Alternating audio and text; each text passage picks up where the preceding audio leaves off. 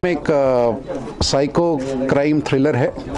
It's a story of two college students जो एक experiment के तौर पे क्राइम करने जाते हैं और फिर वो एक्सपेरिमेंट जो होता है वो एक्साइटमेंट बन जाती है। Excitement becomes habit, habit becomes compulsion and then they have a very dark end to it.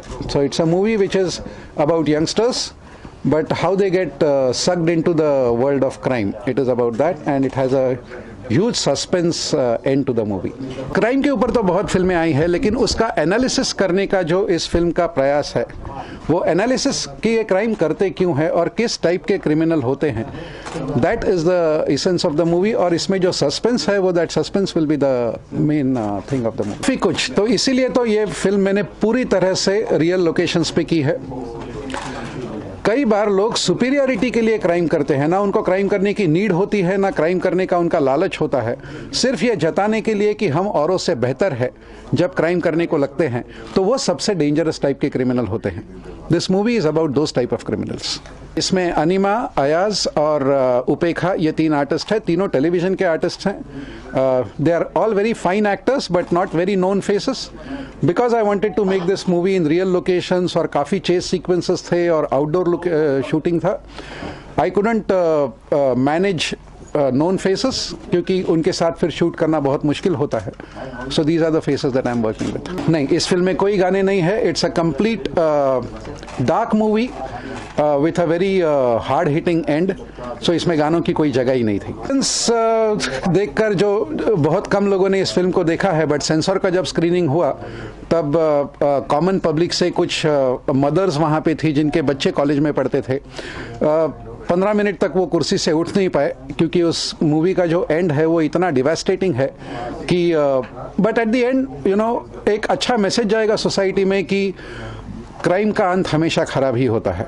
जैसे कि मैंने बताया मेरे तीनों आर्टिस्ट्स आर टेलीविजन आर्टिस्ट्स और टेलीविजन की पूरी इंडस्ट्री अभी मीरा रोड में शिफ्ट हो गई है एंड डेली सोप में काम कर रहे हैं। Ayaz is working in Jai Santoshi Maa, one girl is working in Saath Nibhana Saathiya and these kind of daily soaps. इनके शूट सुबह 9 बजे से लेकर रात को 9 बजे तक चलते हैं तो उनको आना कोई पॉसिबिलिटी ही नहीं है। प्रमोशन इस मूवी का मैं बहुत बड़े स्केल पे कर ही नहीं रहा हूँ क्योंकि ये एक छोटी फिल्म है जो मैं एक लिमिटेड रिलीज कर रहा हूँ बम्बई, दिल्ली और पूना के कुछ चुनिंदा मल्टीप्लेक्सेस में। They may not be there in the promotions because there is nothing called as a promotion. जो आज आप यहाँ पे आए हैं वही मेरे लिए बहुत है एंड जो प्रेस शो होगा उसमें शायद वो आए तो लोगों से बात। ये आज पहले तो आज के दौर में काफ़ी लोग फिल्में बिजनेस की तरह बनाते हैं। मेरे लिए फिल्म बनाना कोई बिजनेस नहीं है, मेरे लिए it's a form of art. मैंने एक मूवी बनाई है जो मैं लोगों को दिखाना चाहता हूँ। मैं पैसे बनाने के लिए फिल्में नहीं बनाता, मैं फिल्में बनाने के लिए पैसे बनाता हूँ। तो it's not my business. So I am not much worried about you know promotion के बगैर जाऊँ, प्रमोशन के साथ जाऊँ, मुझे कोई फ़र्क नहीं पड़ता। बताया I am a businessman from Dubai and my job involves a lot of travelling. अगर मैं 15 दिन पहले मेरे दोस्त मनोज भाई को एक्सीडेंटली ओशिवारा में नहीं मिलता तो शायद अभी भी ये मूवी रिलीज नहीं होती। 2 चीज़ें इस फिल्म को रिलीज होने में कामयाब हुई है। एक तो इसको एक अवार्ड मिला इंडियन सिने फिल्म फेस्टिवल में जिससे सबका हौसला बहुत बढ़ा और दूसरी मेरी मुलाकात मनोज जी से अचानक हो गई और मनोज जी ने बोला कि यार ये बढ़िया फिल्म है, चलो इसको रिलीज करते हैं। मेरा स्पेशलिटी फिल्में बनाने में या मेरा इंटरेस्ट, बोले स्पेशलिटी तो नहीं बोल सकते, इंटरेस्ट फिल्में बनाने में है। फिल्मों को मार्केट करने में मुझे इतना मज़ा नहीं आता है। तो ये बन के पड़ी तैयार थी लेकिन वो मुहूर्त नहीं निकल रहा था किसी को मिलूं और किसके साथ बात करूं। I am making a third film which is starting from October November. It is going to be a tragedy on the life of a painter. बहुत ही, और ये मेरे लिए बहुत ही एक it is very close to my heart because it's a tragedy and एक बहुत ही छोटा 17-18 साल का पेंटर है and the movie is set in the 1950s and 60s।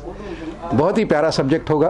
Commercially it will not be very successful but I am sure people, limited people who will see it will definitely like it। तो आपको समझ में आया marketing फंडा क्या होता है, marketing का, फिल्म का प्रमोशन का? अभी तक मैंने समझा नहीं है और कोशिश ये करूंगा कि ना समझ में आए। मनोज भाई इसको संभाले।